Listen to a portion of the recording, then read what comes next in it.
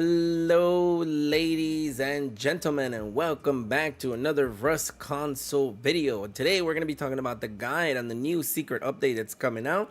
If you are part of the Boyfriend Squad or members of the Boyfriend Squad, you will know what's going on with the new secret update. Yes, we have the industrial update along with juicy good old backpacks. Yes, now we're going to have backpacks in this game, right? That's crazy.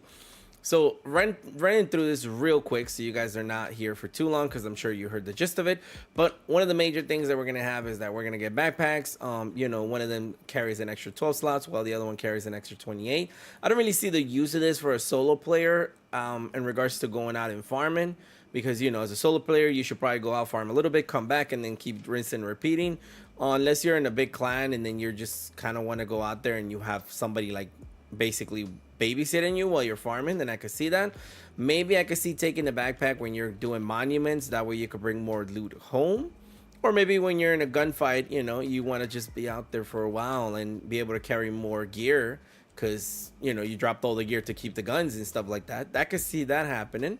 But one of the major things that I'm gonna say that they added to the game is gonna be this good old juicy electrical furnace. So electrical furnaces, they are definitely the creme brulee. They're definitely the bottom, not the bottom. They're gonna raise your actual progression in the game, because we're used to these little furnaces. We smack 3 into the corner somewhere. You can actually smack 3 of the industrial furnaces in a corner as well. And one of the best parts about this is that it runs on electricity.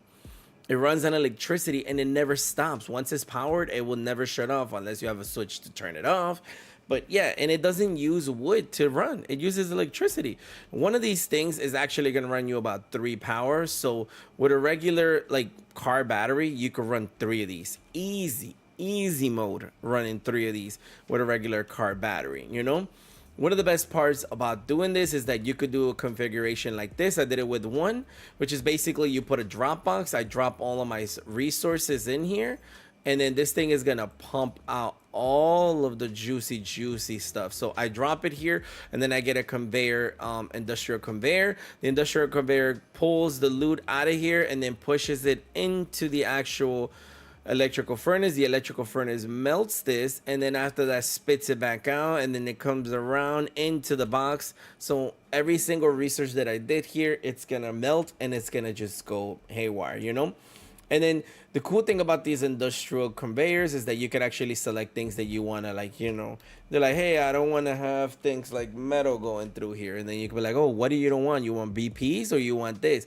You see what I mean? This thing is crazy good, which is like, we're going to talk about more in detail about videos about this. But for now, I just kind of want to introduce you to the whole situation.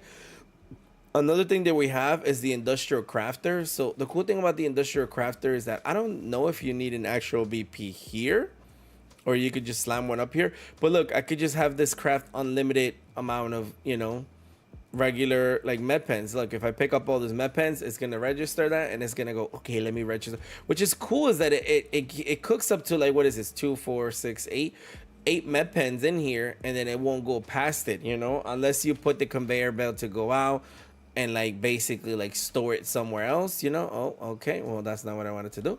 Conveyor, like, and store it somewhere else. I grab again the conveyor industrial to pull all the loot out of here, basically all the parts that I needed from in here. It goes in there, and then it goes into my industrial crafter, which is gonna go ahead and craft me tons of med pens, which is what I need in order to have that. And again, you could connect this to like lockers and all this stuff, which is crazy. Like, you could do a lot of stuff. And yes, you could connect this into the irregular, furnaces. That's a thing, and you don't need power in order to connect this stuff.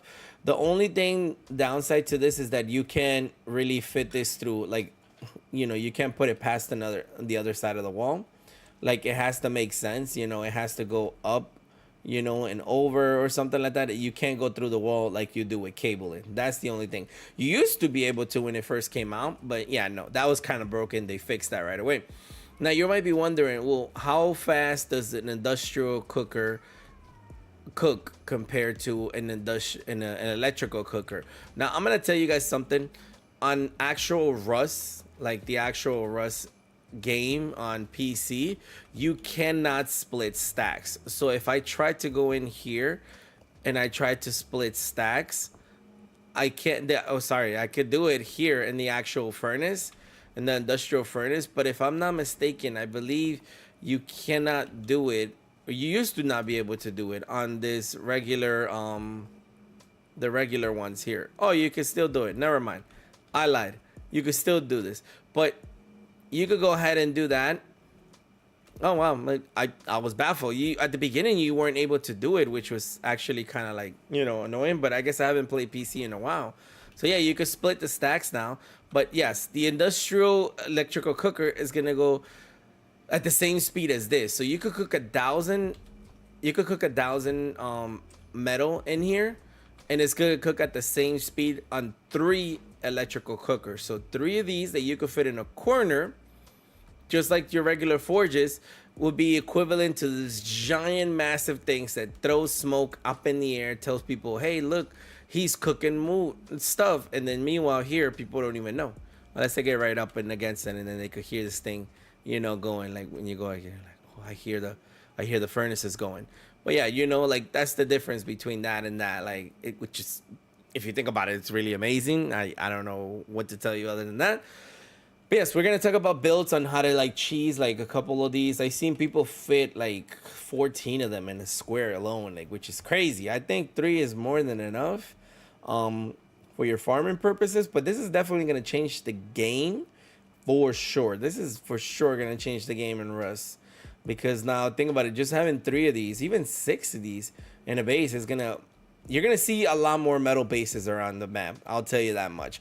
The cool thing about the industrial side of things is that you could pretty much learn all of it in tier 1. You know, you could learn the regular storage adapter, the industrial conveyor, you could learn the industrial splitter, and then your good old industrial combiner on tier 1. And then tier 2 is literally what you're going to want to aim for as well, because in tier 2 is what you're going to learn the electrical furnace. It unlocks, if I'm not mistaken, I think it's like 75 to unlock it, 75 scrap to unlock it. And it doesn't cost much to like actually craft it. It's actually pretty cheap. If I'm not mistaken, if I go over here and I go to electrical, it should be here. It stops playing with me. That'll be nice. Here it is. I need a tier 2 in order to craft it. It's going to be high quality, 5 high quality and 200 metal fragments, which is not bad when you really think about it. This thing is the same. 3 of these are the same power as 1 of these. It's only off by like 18 seconds. The 3 electrical furnaces cook the same thing, only 18 seconds slower than this, which is not bad at all when you really think about the fact that you could hide these in a corner compared to that, you know? So yes, I'm like getting super excited about this whole thing and getting sidetracked and everything. But we're gonna be posting videos on this. We're definitely gonna be checking this out tomorrow, or today, I should say, when it comes out on the actually PTB. And yeah, I'll see you guys on the live stream. I hope to see you guys, and I hope to see you in future builds on how you could sneak a couple of these in like little compounds, and I wouldn't say compounds, on like compact solo bases. I was talking to Jade, and Jade told me that one of the good things is that I love, as a solo player, one of my major things is that I love building bunker bases. Not only bunker bases, but like compact bunker bases, because you know I don't have the time of day. I work, I have things to do. So like building something that is small, compact, just for me to be able to jump in, play the wipe, and then like log out and not have to worry about it. And if I get raided, I get raided. I'm not gonna, you know, cry about it. It's pretty cool. I didn't know if people would be interested in that concept, but I mean, I will be doing it, and I'll be doing like tier 1, tier 2. Like it was like, okay, well, how would it look like at the beginning? How would it look like at the end of the game? And how would it look bit? You know, anyway, I'm getting sidetracked. I hope you guys enjoyed this video. I hope to see you guys in the live stream today, and I'll see you guys on the next one, okay? Bye! Yeah, look at me. I'm flying, dude. I'm a ghost. I was going to say something, but it would have been inappropriate.